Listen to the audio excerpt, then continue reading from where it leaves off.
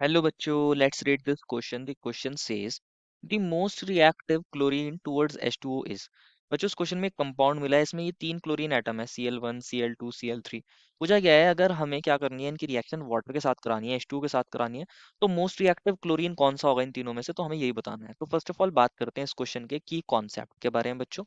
इस क्वेश्चन के की कॉन्सेप्ट के बारे में, और इस क्वेश्चन का की कॉन्सेप्ट क्या होगा बच्चों, SN1 रिएक्शन। क्या होगा बच्चों इस क्वेश्चन का की कॉन्सेप्ट, SN1 रिएक्शन, जिसको हम बोलते हैं unimolecular nucleophilic substitution reaction, that is SN1 reaction.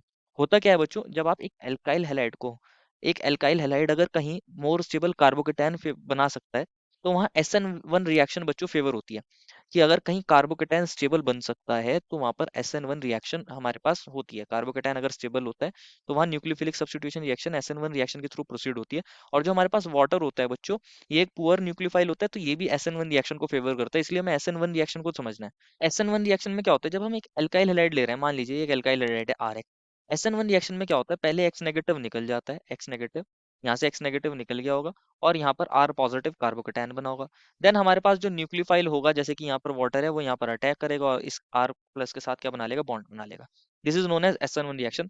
तो अगर कार्बोकेटायन स्टेबल होता है ना बच्चों, अगर ये कार्बोकेटायन स्टेबल होगा, अगर ये स्टेबल होगा, तो रिएक्टिविटी RX की कैसी हो जाएगी, ज्यादा हो जाएगी, या X नेगेटिव का निकलना ईजी हो जाएगा। तो रिएक्टिविटी डिपेंड करती है किस पर बच्चों, स्टेबिलिटी ऑफ कार्बोकेटायन पर। अगर रिएक्टिविटी ज्यादा होगी, दैट मीन्स रिएक्टिविटी जब भी ज्यादा होगी अगर ये कार्बोकेटायन कैसा होगा, स्टेबल होगा। तो अब हमें पता चल गया बच्चों, जो हमारे पास कंपाउंड है उसको लिखते हैं। ये कंपाउंड हमें कुछ इस तरीके से गिवन है। यहाँ एक क्लोरीन एटम है, यहाँ एक CH3 है, यहाँ एक Cl है, और यहाँ पर कौन है, एक Cl है। अगर आप देखोगे बच्चों, यहाँ पर तीन तीन क्लोरीन एटम है। वन बाय वन निकाल के देखते हैं कहाँ पर क्लोरीन निकलने से स्टेबल कार्बोकेटायन बन सकता है। ये क्लोरीन नंबर 1 था, ये वाला क्लोरीन नंबर 1 था, इसको क्लोरीन 2 बोला है, ये वाला क्लोरीन 3 है। अगर क्लोरीन 1 को निकालते हैं, अगर Cl1 माइनस निकलता है, जो Cl हमने 1 नाम दिया है, जिस Cl को Cl1, वो निकल रहा है, Cl1 वाला निकल रहा है Cl नेगेटिव की फॉर्म में।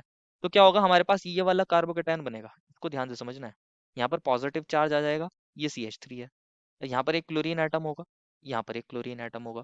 ये तो सेकंड फर्स्ट पॉसिबिलिटी है। सेकंड क्या हो सकता है बच्चों, अगर यहाँ पर Cl2 है, जो हमारा क्लोरीन नंबर एटम 2 है, वो निकल जाए।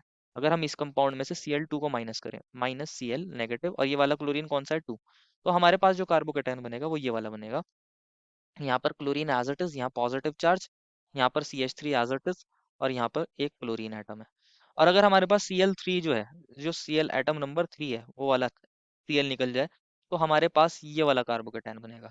हमारे पास कौन सा कार्बोकेटायन बनेगा, यहाँ पॉजिटिव चार्ज, यहाँ क्लोरीन, यहाँ पर ये CH3 एज इट इज, यहाँ पर क्लोरीन। तो होगा क्या बच्चों, कौन से क्लोरीन निकलने से स्टेबल कार्बोकेटायन बनना है, इनको चेक करना है। अगर आप इस कार्बोकेटायन को देखोगे ना बच्चों, यहाँ तीन तीन ग्रुप यहाँ पर कैसे हैं, ये CH3 ग्रुप क्या कर रहा होगा, यहाँ पर प्लस आई इफेक्ट लगा रहा होगा, हाइपर कॉन्जुगेशन लगा रहा होगा, इसको स्टेबलाइज करने का काम कर रहा होगा। यहाँ CH2 ग्रुप भी क्या लगा रहा होगा, प्लस आई लगा रहा होगा। और यहाँ पर ये कार्बन भी यहाँ प्लस आई लगा रहा है, लेकिन Cl क्या लगा रहा है, माइनस आई। लेकिन ओवरऑल ये टर्शियरी है हमारा कार्बोकेटायन। और टर्शियरी कार्बोकेटायन कैसे होते हैं, स्टेबल होते हैं, बहुत हद तक स्टेबल होते हैं टर्शियरी कार्बोकेटायन। तो इसकी वजह से स्टेबिलिटी आ रही होगी, स्टेबल कार्बोकेटायन है। वहीं हम बात करें ये वाला जो कार्बोकेटायन है बच्चों, ये सेकेंडरी है, क्योंकि एक इस वाले कार्बन से अटैच होगा यहाँ, और एक जो बेसिकली यहाँ कार्बन होगा, उस वाले कार्बन से ये अटैच है। बेसिकली यहाँ जो कार्बन होगा उस कार्बन से अटैच है, और एक जो हमारा वो वाला कार्बन है, जिसको हमने ऊपर दिखाया है बच्चों, उस कार्बन से अटैच है। तो ये सेकेंडरी कार्बोकेटायन है। ये थोड़े लेस स्टेबल होते हैं, लेस स्टेबल। साथ में क्या लग रहा होगा, यहाँ से Cl क्या कर रहा होगा, माइनस आई इफेक्ट से इसको क्या कर रहा होगा, इलेक्ट्रॉन डेंसिटी को डिक्रीज कर रहा होगा, इसको डिस्टेबलाइज कर रहा होगा। ये वाला क्लोरीन एटम भी क्या लगा सकता है, यहाँ पर माइनस आई लगा सकता है, इसको डिस्टेबलाइज कर सकता है। लेकिन जो हमारे पास ये जो थर्ड है, जब हमारा क्लोरीन नंबर एटम 3 निकलेगा, तो जो ये वाला कार्बोकेटायन बनता है बच्चों, इसके अंदर क्या हो सकता है, ऑक्सीजन अपने इलेक्ट्रॉन्स यहाँ दे सकता है और इसको स्टेबलाइज कर सकता है। इस तरीके से हम दिखा सकते हैं। यहाँ पर ये पॉजिटिव बन गया होगा, यहाँ क्लोरीन एज इट इज, ये CH3 एज इट इज, और ये क्लोरीन एज इट इज। इसको बोलते हैं plus M effect. Plus mesomeric stabilize carbocation है बच्चों ये, प्लस मेसोमेरिक स्टेबलाइज कार्बोकेटायन है। तो यहाँ प्लस एम इफेक्ट लगने की वजह से ऑक्सीजन के, ये कार्बोकेटायन बहुत ज्यादा स्टेबल होते हैं, वेरी स्टेबल। क्योंकि ये कार्बोकेटायन वेरी स्टेबल है, जब क्लोरीन एटम 3 निकल रहा है तो मोर स्टेबल कार्बोकेटायन बनना है।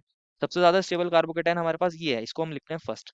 देन इससे कम स्टेबल कौन था, ये टर्शियरी कार्बोकेटायन, इसको लिखते हैं सेकंड, जब हमारा क्लोरीन एटम 1 निकला था। एंड जब हमारे पास लीस्ट स्टेबल कार्बोकेटायन कब बनता है, अगर Cl एटम नंबर 2 निकलेगा, ये लीस्ट स्टेबल होगा। तो फर्स्ट जो है सबसे ज्यादा स्टेबल है, तो फर्स्ट जो होगा, फर्स्ट क्लोरीन जो होगा बच्चों, जो हमारे पास क्लोरीन एटम ये 3 है, इसके निकलने से क्या होगी, रिएक्शन फास्ट हो जाएगी, या बोल सकते हैं इसकी रिएक्टिविटी फास्ट हो जाएगी।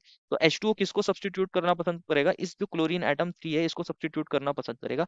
ये मोस्ट रिएक्टिव होगा, और क्योंकि ये मोस्ट रिएक्टिव होगा तब ये जो कार्बोकेटायन यहाँ पर बनेगा, यहाँ पर ये जो कार्बोकेटायन बनेगा, यहाँ ये क्लोरीन है, यहाँ ये CH3 है, और यहाँ पर एक क्लोरीन है। ये जो कार्बोकेटायन बना था ये मोर स्टेबल था हमारे पास जो तीनों कार्बोकेटायन बन रहे थे उनमें। देन यहाँ पर क्या होगा, ये जो वाटर है एज अ न्यूक्लियोफाइल आएगा, यहाँ अटैक करेगा, और यहाँ पर इस तरीके से हम इस तरह दिखा सकते हैं इसको, ये O, ये H, ये H, और इस पर आ गया होगा पॉजिटिव। यहाँ Cl भी है, यहाँ एक CH3 भी है, और यहाँ पर कौन है बच्चों, एक क्लोरीन है। देन हाइड्रोजन से ये इलेक्ट्रॉन ले लेगा और यहाँ से H+ निकल जाएगा, तो हमारे पास इस तरीके से ये रिएक्शन प्रोसीड कर जाएगी। और ये यूनिमोलिकुलर न्यूक्लियोफिलिक सब्स्टिट्यूशन रिएक्शन है, क्योंकि यहाँ पर हमारे पास कार्बोकेटायन स्टेबल बन सकता है, कार्बोकेटायन स्टेबल बन सकता है, और वाटर यहाँ SN1 रिएक्शन को फेवर करता है। तो अभी हमने देखा बच्चों कि हमारा जो क्लोरीन एटम 3 है, क्लोरीन एटम जो थर्ड है बच्चों, इसके निकलने से मोर स्टेबल कार्बोकेटायन बन सकता है, +M स्टेबलाइज, तो ये सबसे ज्यादा रिएक्टिव होगा। उससे कम रिएक्टिव कौन होगा, क्लोरीन एटम नंबर 1, क्योंकि इसके निकलने से टर्शियरी कार्बोकेटायन बनना था, जो कंपैरेटिवली मेसोमेरिक स्टेबलाइज कार्बोकेटायन से लेस स्टेबल होता है।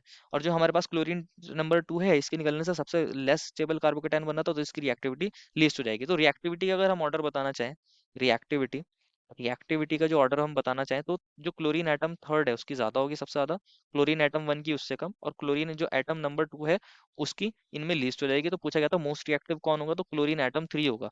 This is the final answer. I hope you understood it well, and best of luck.